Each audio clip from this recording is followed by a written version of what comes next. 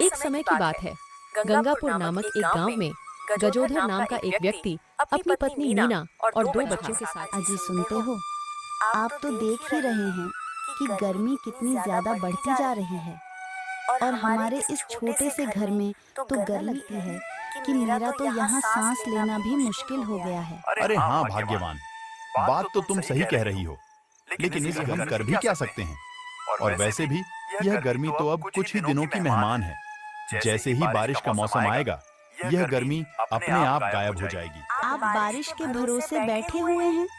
अरे एक बार सोचो तो कि इतने दिनों तक हम इस गर्मी का कहर कैसे झेल पाएंगे।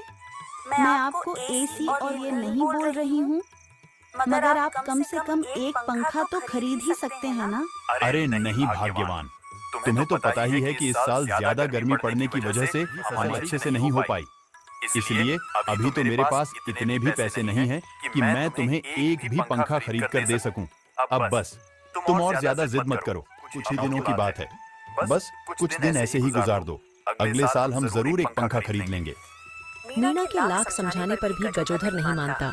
अगली सुबह गजोधर अपने काम पर जा रहा होता है। देखता है कि एक भंगार वाला एक पुराना कूलर काफी सस्ते दामों में बेच रहा है।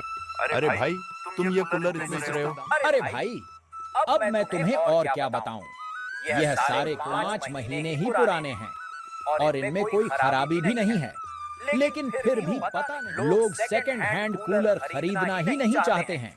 बस इसीलिए मैंने सस्ते कर दिए हैं ताकि इनको फटाफट बेचकर अपना घर जा सकूं। अच्छा, तो ये बात है, कूलर को तुम कितने में बेचोगे? अरे भाई, वैसे तो मैं इन्हें 1500 में बेचता, लेकिन ग्राहक हो इसलिए मैं तुम्हें 1000 में ही यह कूलर दे दूंगा। कूलर का गजोधर सोच में पड़ जाता है। उसे मालूम था कि इतनी सस्ते दामों में कूलर उसे शायद ही कभी, लेकिन इस समय गजोधर के पास उस कूलर को खरीदने के लिए 1000 रुपया भी नहीं। लेकिन तभी गजोधर को एक आइडिया आता है। इसके बाद गजोधर उस भंगार वाले को वहीं रुकने बोलकर सेठ के पास चला जाता है।